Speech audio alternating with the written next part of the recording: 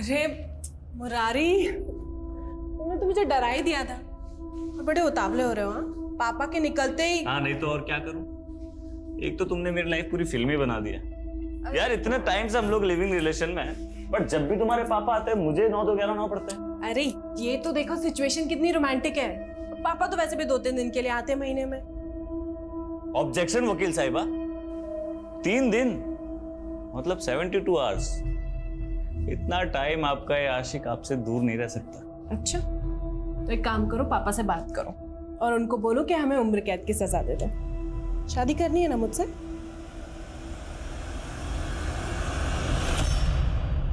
Sir, Aditi और गुलाटी के सभी रिलेटिव्स और सभी फ्रेंड्स के साथ इंक्वायरी की है, लेकिन दोनों का आपस में कोई लिंक नहीं मिला है। अदिति? जी नहीं, मैंने कभी नहीं देखा इसे और ना ही कभी इनके मुंह से इसका नाम सुना। लेकिन प्रतीक और अदिति का लिंक मिला है। प्रतीक के घर से जो लेटर्स और कार्ड्स मिले थे, उनको देखकर ऐसा लगता है कि जैसे प्रतीक अदिति को चाहता था। तो मुमकिन है कि अदिति ने प्रतीक का प्रपोजल ठुकराया, इसलिए प्रतीक ने अदिति को मार दिया। अगर हम इस थ्योरी को मान भी लें तो फिर गुलाटी, प्रतीक ने गुलाटी को क्यों मारा? I mean, एक कैब ड्राइवर पुलिस वाले को क्यों मारेगा? हो सकता है सर प्रतीक को सुपारी मिली, क्योंकि जिस तरह से सुनसान जगह पे ले जाके शूट किया गया है, ये काम तो किसी प्रोफेशन का ही लग रहा है। सब इंस्पेक्टर नारंग से कांटेक्ट करो और पता करो क्या गुलाटी का सामना किसी ऐसे गिरोह से हुआ था जिसका ताल्लुक कॉन्ट्रैक्ट किलिंग से था, और प्रतीक के रिकॉर्ड भी चेक करो। जी हाँ सर, और सर बैलिस्टिक रिपोर्ट भी मांगते हैं। अगर उस गन को पहले से कोई गैंग इस्तेमाल कर रहा होगा तो उस गैंग का भी पता चलेगा। ठीक।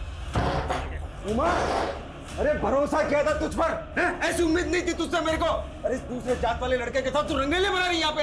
उड़ा इसको। अबे चुप कर कमीने, ले जाओ इसको। पापा, मेरी बात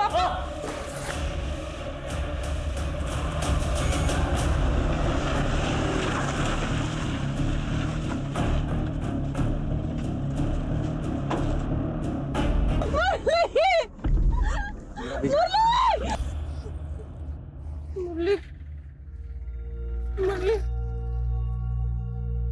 मुरली।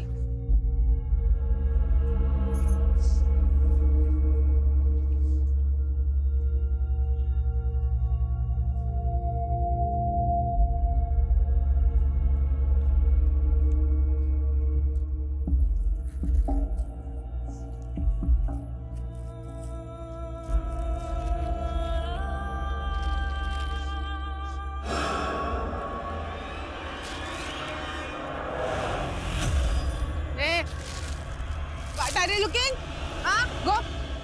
नारंग से बात हुई सर। नारंग ने गुलाटी को एक केस सौंपा था। 1 महीने पहले सोनेल नाम के एक रिटायर्ड ग्रेड 1 ऑफिसर का मर्डर हुआ था।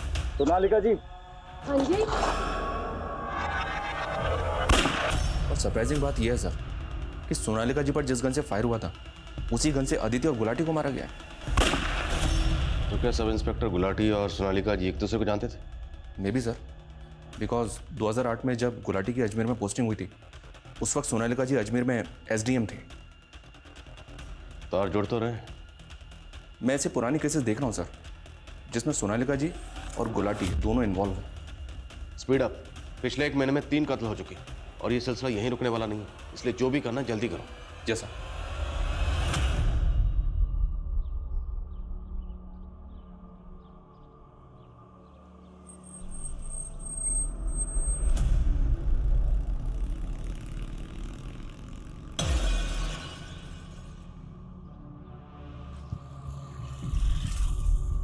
ओ हेलो, ओ ड्राइवर, ऐसे कौन गाड़ी लगाता है? सुना नहीं क्या मैं क्या कह रहा हूँ? गाड़ी में बैठ जल्दी।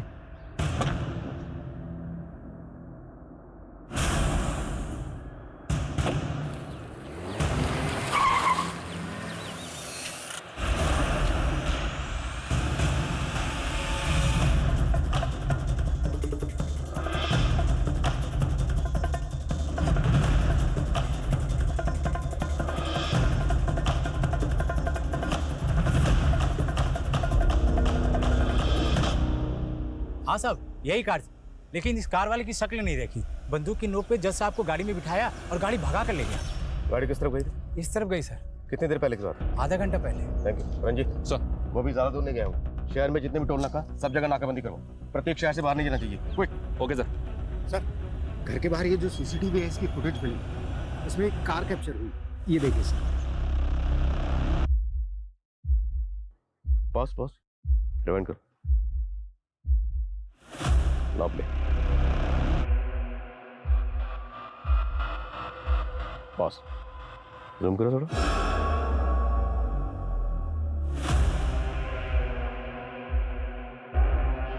तो प्रतीक नहीं, फिर ये कौन? इस तस्वीर को सब जगह सर्कुलेट करो, जल्द से जल्द पता लगाओ ये कौन। Quick sir.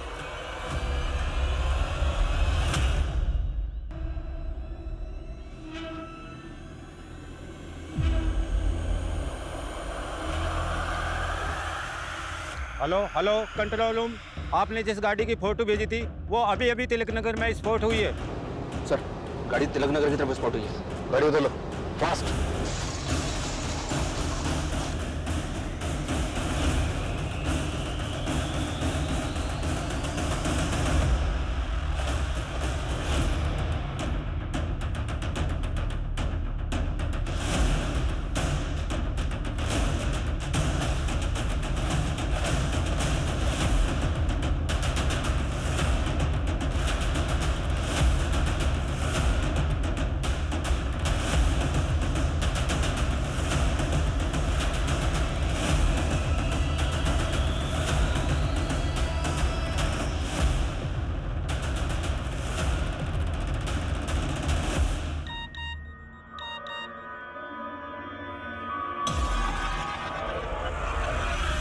गुलाटी सर तो आज आए नहीं, वैसे उनका एड्रेस क्यों चाहिए तुम्हें?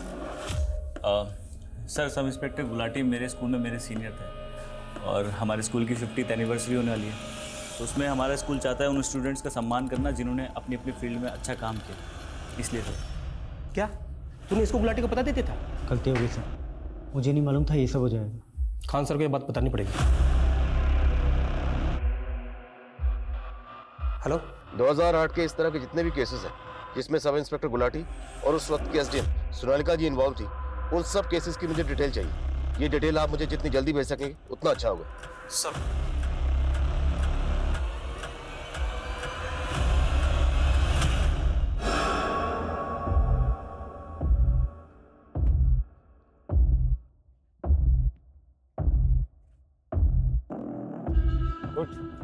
उठ। देखो तुम ऐसा क्यों कर रहे हो? क्या चाहिए तुम्हें? ज्यादा नाटक किया ना तो खुद तो मैं मरूंगा, तुझे भी मार दूंगा। उतर उतर जल्दी, उतर। चल अंदर।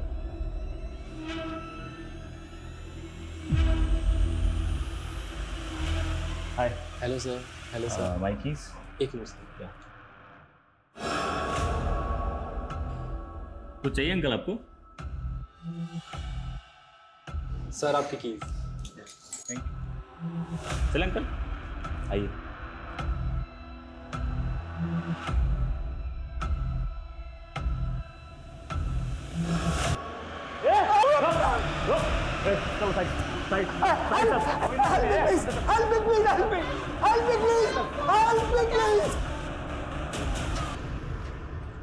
गाड़ी गई सर, आसपास शॉप से पता किया, लेकिन उस गाड़ी के बारे में किसी को कुछ नहीं पता।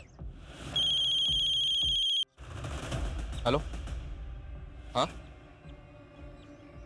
क्या? Hotel royal celebration in? ठीक है, ओके सर। उस आदमी ने जज आनंद कुमार जी को होटल रॉयल सेलिब्रेशन इन में होस्टेज बना के रखा।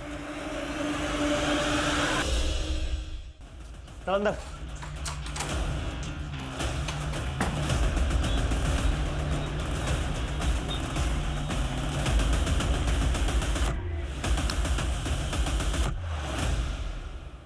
सर यही वो आदमी है। ये इस वक्त होटल में ही है? जी sir. Room number? Sir room number 101 में। 101 मीन फर्स्ट फ्लोर? जी सर। टोटल कितने रूम है वहाँ पे? सर 12।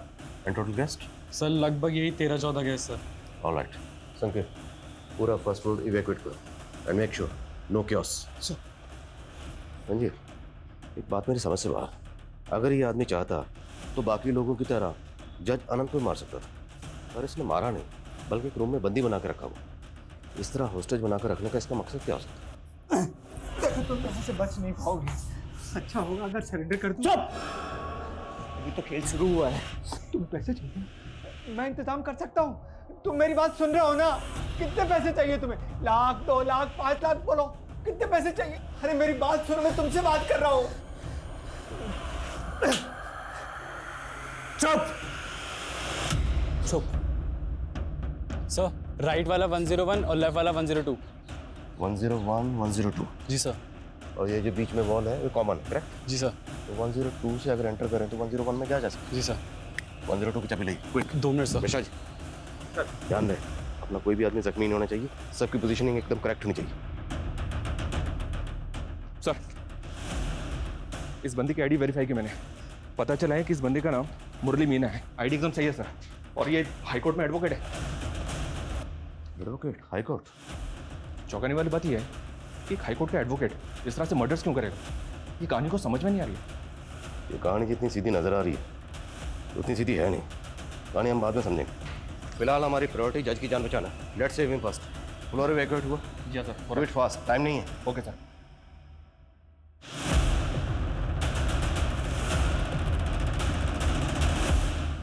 एडवोकेट मुरली मीना।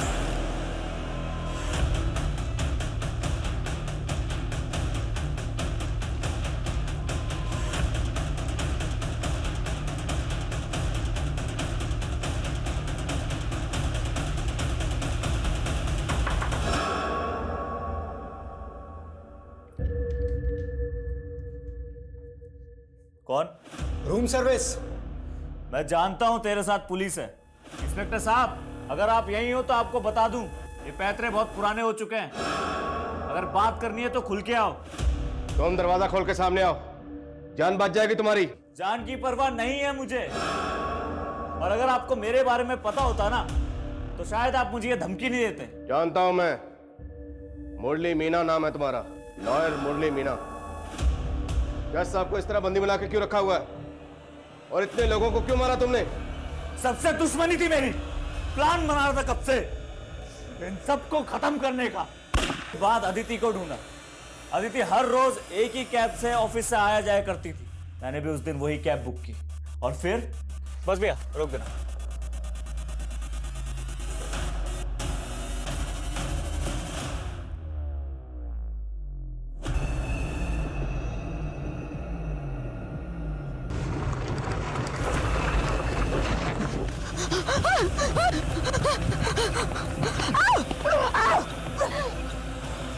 उस कमीने इंस्पेक्टर गुलाटी को ढूंढने में थोड़ा टाइम लगा, पर आखिरकार मैंने उसे भी ढूंढ लिया। अरे साहब, कहीं छोड़ दूं क्या आपको? मुझे जानते हो क्या? सर, चाबी आ गई। देखो, तुम खुद एक लॉयर हो, तुम जानते हो, कानून के जानकार हो। इस तरह कानून को अपने हाथ में लेना तुम्हारे लिए खतरनाक हो सकता है। तुम्हारा पूरा करियर खत्म हो जाएगा। और ये तो जज है, इन्हें बंदी बनाकर क्यों रखा हुआ है? छोड़ दो इन्हें, जाने दो। अरे इन्हें कैसे जाने दूं? इनकी तो बारी अभी आई है। एक सजा इन्होंने दी थी मुझे, जिसने मेरी जिंदगी बर्बाद कर दी। अब एक सजा मैं दूंगा तो इनसे इनकी जिंदगी छीन।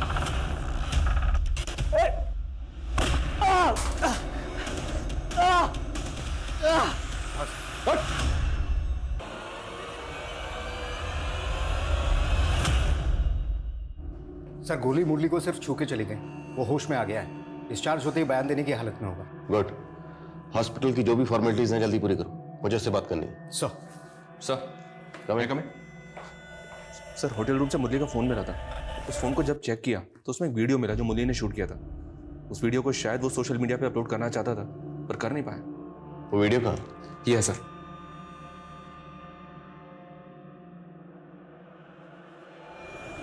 आज मैं शायद जिंदा ना बचूं, मारा जाऊं, लेकिन मरने से डर नहीं लगता मुझे। डर इस बात का है कि शायद मुझे मेरी कहानी सुनाने का मौका ना मिले, इसलिए ये वीडियो बना रहा हूं। मेरे मरने के बाद चाहे पुलिस वाले कुछ भी कहें, लेकिन सच कुछ और है। आप खुद सुनिए और फैसला कीजिए कि कौन सही है और कौन गलत। बहुत प्यार करता था मैं उमा से, लेकिन जिस देश में इंसान की काबिलियत से ज्यादा उसकी कास्ट देखी जाती हो ना, वहां एक जाति की लड़की अगर दूसरे जाति के लड़के से प्यार करे तो उसके घर वालों को कैसे बर्दाश्त हो। और 1 महीने बाद मैं और उमा दोबारा भाग। हमें ना पकड़ पाने का गुस्सा उसके घर वालों ने मेरे घर वालों से निकाला, और वो भी कानून की मदद लेकर। उस वक्त उमा की बुआ सोनालिका जी अजमेर की सब डिविजनल मजिस्ट्रेट थी। उन्होंने सारा प्लान रचा। उमा के पिता ने मेरे और मेरे पिताजी के खिलाफ उमा की किडनैपिंग का झूठा केस लगवाया। वो इंस्पेक्टर गुलाटी भी इसमें शामिल था। मेरे पिताजी को जेल में डालकर उसने मेरे पापा को बहुत मारा। कुछ दिनों के लिए छोड़ा जरूर, और सिर्फ जलील करने के लिए। चल चाट साले, तुम लोगों की यही औकात है हमारी जूते के नीचे रहने की। चाट नहीं तो साले को।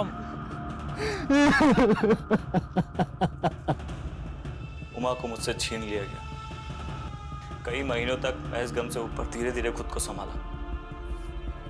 शहर छोड़ दिया, वकालत की पढ़ाई की, कानून पे भरोसा जो था, अपने पापा के सारे केसेस लड़े और जीते, पापा को बेकसूर साबित करवाया। लेकिन हमारा कानून तो कछुए की चाल चलता है ना। 9 साल लग गए मुझे मेरे पापा को जेल से रिहा करवाने।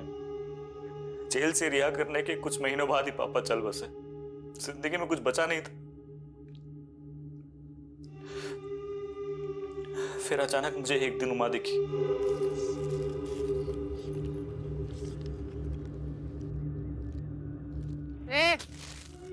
What are you looking? कुछ खाओगी? हाँ, go and beat you. Uma अपना मानसिक संतुलन खो चुकी थी। इसीलिए मैंने ठान लिया कि जिन जिन लोगों ने हमें सताया मैं सबसे बदला लूंगा। गुलाटी और सोनालिका को तूने बदला लेने के लिए मारा, लेकिन अदिति, उससे तुम्हारी क्या दुश्मनी थी? उसे क्यों मारा? दगाबाज थी वो। उमा और अदिति बहुत अच्छे दोस्त थे। भरोसा था उमा को उस पर। उमा के पिता को हमारा पता उसी ने बताया था। उसी की वजह से हम दोनों अलग हुए। पर तुमने उन्हें मारा नहीं, बंदी बनाकर रखा, ऐसा क्यों? सर, मारता तो सिर्फ बदला पूरा होता। मेरी और उमा की कहानी लोगों तक नहीं पहुंचती। बताना चाहता था मैं कि जात बिरादरी का जहर किस तरह जिंदगियां बर्बाद कर रहा है। हमारा सिस्टम कितना सड़ा हुआ है। अभी तुम्हें जवानी के जोश में लग रहा होगा तुमने जो किया बिल्कुल सही किया, पर जब तुम्हारी बाकी की जिंदगी जेल की सलाखों में गुजरेगी ना, तब तुम पल पल उस वक्त को पछताओगे जब तुमने ये गलत कदम उठाया। मुरली इस वक्त न्यायिक हिरासत में है। करण अब अपने पिता के साथ है और अपनी मां की मौत के गम से उभरने की कोशिश कर रहा है।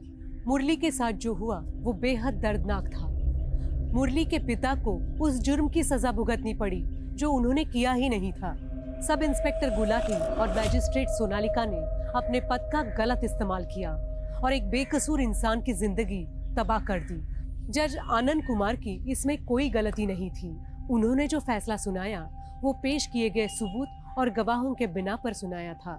हम इस बात से इनकार नहीं कर सकते कि न्यायिक प्रक्रिया को तेज करने की, उनमें बदलाव लाने की जरूरत है और इस दिशा में कदम उठाने चाहिए। लेकिन ये भी सच है कि कमजोर और सताए हुए लोगों के लिए अदालत ही वही आखिरी सहारा है जहां वो न्याय की उम्मीद कर सकते हैं। जरूरी है कि ये विश्वास ना सिर्फ बना रहे बल्कि और मजबूत हो। इसी के साथ मैं सोनाली कुलकर्णी आपसे विदा लेती हूँ। फिर मिलेंगे क्राइम पेट्रोल सतर्क में एक नए केस के साथ। तब तक अपना और अपने परिवार का ख्याल रखिए।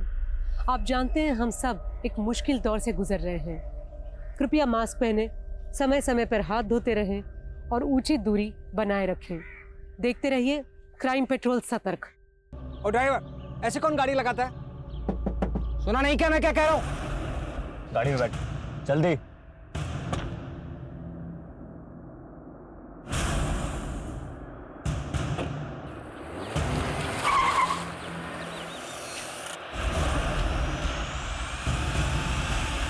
जज आनंद कुमार के अपहरण से सारे शहर में हलचल मच गई थी। एक जज जिसकी कलम में पीड़ित को न्याय और अपराधी को दंड देने की ताकत होती है, आज इंसाफ का वही निर्णायक खुद एक अपराध का शिकार हुआ था। क्या मकसद था इस अपहरण के पीछे? क्या ये कदम जज आनंद कुमार को कोई अहम फैसला सुनाने से रोकने के लिए उठाया गया था, या फिर जज साहब के किसी फैसले से असंतुष्ट कोई शख्स ने ये हरकत की थी? ये केस सिर्फ एक किडनैपिंग का केस नहीं था। इस अपहरण के पीछे छिपी थी दमन और अन्याय की एक दर्दनाक दास्तान।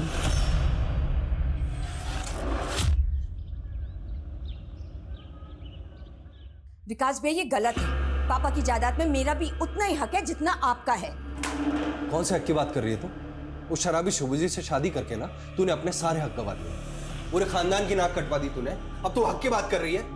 तू जा अपने उस शराबी पति के पास। अरे शुभजीत से मेरा तलाक होने वाला है, अब उससे मेरा कोई रिश्ता नहीं रहा। और इस घर से भी नहीं है। अदिति, रिश्ते हैं ना कांच की तरह होते हैं, एक बार टूट जाते हैं ना तो फिर से जुड़ते नहीं है। वाह भैया, आपकी ये चाल ना मैं अच्छी तरह समझ रही हूँ। खानदान की दुहाई देकर आप ये पूरी जायदाद खुद अकेले हड़पना चाहते हैं, लेकिन मैं ऐसा होने नहीं दूंगी। ये देखिए, पापा की असली वसीयत की कॉपी, और इसमें साफ साफ लिखा है कि पापा की जायदाद हम दोनों में इक्वली बटेगी। देखिए, पढ़ लीजिए, लीजिए। मैं नहीं मानता तेरे को। रेप नहीं हुआ था, लड़की की बॉडी पे जख्म के जो गुमराह करने के लिए 2 साल से ड्रग माफिया के पीछे लगा था, वो केस भी गया। अरे डिपार्टमेंट में ये कोई गद्दार जो जलता उसे छोड़े। खानदान की दुहाई देकर आप ये पूरी जायदाद खुद अकेले हड़पना चाहते हैं, कि मैं ऐसा होने नहीं दूंगी। अगर अगली बार मेरे बेटे के आसपास भी दिखाई दी ना, पुलिस में कंप्लेन कर दूंगी तुम्हारी। तूने तो बोला था 20 करोड़ का माल था, यहाँ तो सिर्फ 1 करोड़ पकड़ा गया। और आपसे जलने वाले ऑफिसर 19 करोड़ का माल भी डकार गए और आपका श्रेय भी छीन ले गए। यहाँ टायर के मार्क्स हैं। हो सकता है सर लड़की भी। राम राम साहब गुलाटी साहब। राम राम राम राम। तो ये क्या होलिया बना रखा है? अरे होलिया छोड़िए, एक बहुत बड़ी खबर लाया हूँ आप।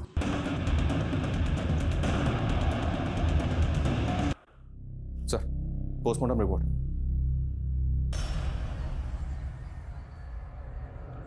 नारंग, डिपार्टमेंट का ही कोई आदमी जिसने उल्टी की।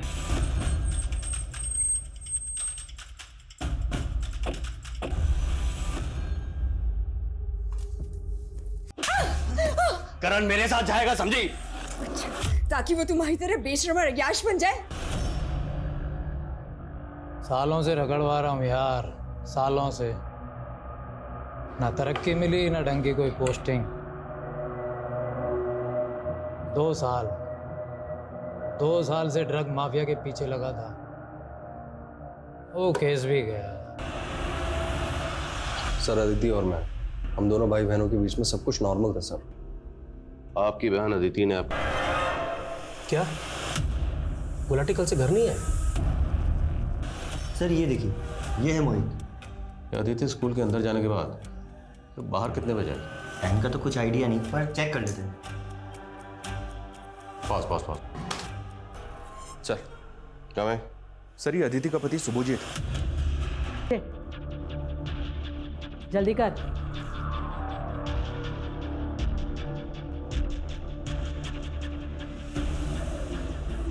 अरे उमा बेटा। हाँ पापा, आई।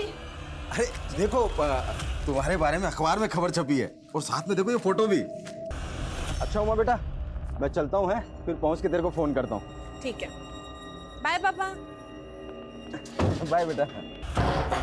उमा, अरे भरोसा किया था तुझ पर, ऐसी उम्मीद नहीं थी तुझसे मेरे को। अरे इस दूसरे जात वाले लड़के के साथ तू रंगेले बना रही है यहाँ पे। चुप कर कमीने, ले जाओ इसको। पापा, मेरी बात।